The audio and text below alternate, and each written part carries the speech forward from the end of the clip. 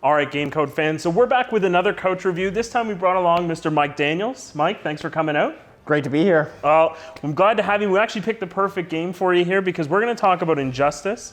And you know what? We sort of played up the casual pro side. Mike's always here to give us his opinions on the pro circuit for fighting games. And obviously he's dressed like the consummate professional he is. So it's great to have you on here. I do like the Clark Kent secret identity thing you've got going on. Yeah, absolutely. I just got to go to a phone booth first, right? Exactly.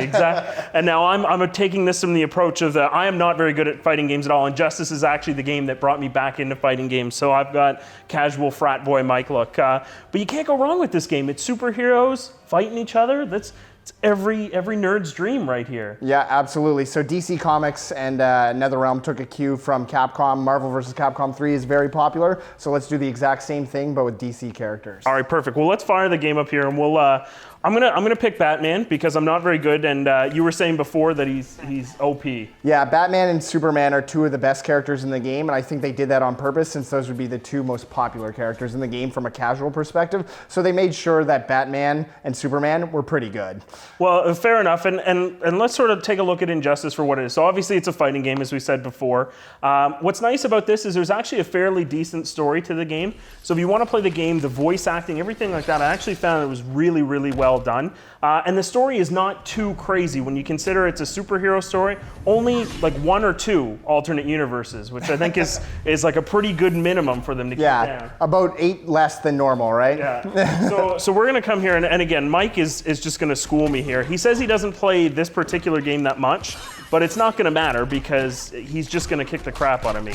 But tell me a little bit about the gameplay, Mike, especially from like I know this is starting to catch on in the competitive scene. Yeah, absolutely. So the people who made the game, NetherRealm Studios, made the Mortal Kombat that just came out and had limited success in the competitive world. There was a lot of people who played it, but not a lot of the, what I would call mainstream Capcom fighter competitive people played it. So they made a concerted effort to appeal to the Street Fighter fans, the Marvel fans. And the way they did that with a couple things is that they have alternate controls. So for Street Fighter fans, instead of doing back forward, you can do half circles, which are more in tune with the way people play Street Fighter or Marvel or anime games like that. So they've made a concerted effort to bring in Street Fighter and Marvel fans, and it's in competitive wise, it's done very well. So a lot of Street Fighter players are picking up the game. A lot of people who play Marvel or anime games are picking up the game as well. And the game got added to the EVO 2013 lineup, I think 3 or 4 weeks after the game came out. So everyone picked it up, everyone loves it, and it's going to be a huge success at EVO in my opinion. So in terms of the game itself, I mean, obviously, for those that are familiar with fighting games, there's going to be a lot of mechanics. As you said, they've really done a good job to bring this in. But even for like the casual fan, I mean, looking at the game, it does look very well put together. Graphics look very good. Like I mentioned before, in the cutscenes, voice acting is fairly well done and everything's put together well.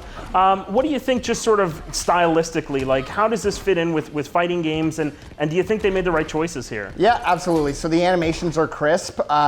The great thing about games is that everyone wants to be able to see when things hit and when things don't, so the animations there are great. Everyone loves playing as superheroes, and I think they did a great job keeping the characters move and attack the way that you think they would. So Batman moves like Batman, Superman moves like you think Superman would. And fighting game fans really love that when they play the way you think they're going to play and there's not a lot of surprises. So from a competitive perspective, that's really good. I can't believe I just beat you here. I'm concentrating more on talking than I am on playing. Fair enough. But I will like it to be known that I beat the legendary Mike Daniels just once. I wouldn't go legendary, but okay. Now, in terms of the game itself, like the modes and stuff like that, how does this play on Xbox Live? I know fighting games are sort of notorious for that kind of... Yeah, absolutely. So net play is obviously a big deal when it comes to fighting games. Most of the time, net play is what hampers people from playing the game. NetherRealms did a very good job with net play, so it is better than the average Joe when it comes to net play. But again, if you really want to be serious about competitive fighting games, you got to play offline, and there's lots of communities, obviously, that allow you to do that. But the net play is above average for sure. That's good to know.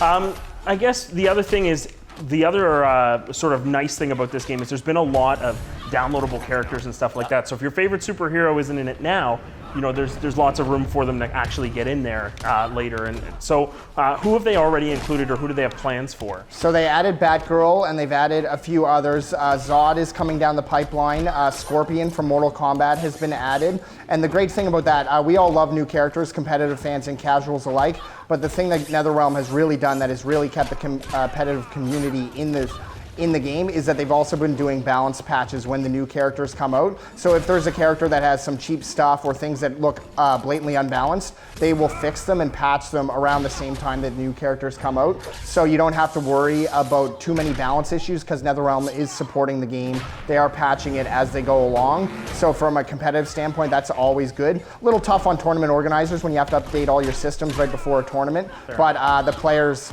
love the fact that they are supporting the game after release, and they are starting to patch some of the broken stuff. Batgirl had an infinite death loop when she first came out, and they hot fixed it 3 days later. So from a competitive standpoint, that's a really good thing. So in terms of overall opinions for the game, what would you say? Like, would you recommend that? Do you see this progressing as like a professional game, or more so even just for the casual fans? What do you think? Sure, I think it's a great game from both casual and competitive standpoint. NetherRealm is supporting the game, patching it. It's at EVO this year. EVO is kind of the stamp of approval where you're like, you've hit the big time. It's going to be in the competitive scene for years to come. I think Injustice will be here for the next 3 or 4 years, however long it takes. And I think it'll be up there right with Street Fighter 4 and Marvel as what I would call the big three at EVO. Right. Injustice will be, the third game, and be the third last game to play at EVO. So it'll be super hype. Out of 5 stars, what would you say? I'd give it a 4-star. For sure. Yeah, I'm pretty much on the same wave too. Again, I take this from a much more casual approach to it, but the game is a lot of fun. The story's good. Some of the extra modes, like the Star Labs and things like that, not quite as enjoyable, but this game is just so much fun to just sit with your friend and play on the couch, and again, just take superheroes and go at it. So 4 stars for me as well, a lot of fun. And Mike, if they do want to progress to the next level, they want to go on the professional scene, where can they start and find what you guys are up to? Yeah, absolutely. So they can check us out at ralstonarcade.com. We have the new website up, and that'll take you to our Twitch TV page, which will have all of our contact information. So that's the place that I recommend you go. Send us a message on Twitter or on Twitch, and we'll be able to set you up with the local community, whether it be Street Fighter, Marvel, Injustice, local tournaments, all that kind of stuff. Well, Mike, thanks for taking your time. We really loved having you, and hopefully we'll see you again soon. All right, thanks for having me on once again. And that'll do it for us this week. Special thanks to Riel, Mike Daniels, and of course, Adam Perry at The Last Game Store. We'll see you next time. Hey everyone, and welcome to The Game Code. We are the only video game show in Atlantic Canada, and we're bringing you the latest with... Oh, sorry. Yeah, that's the problem. It's the car outside noise. Not me.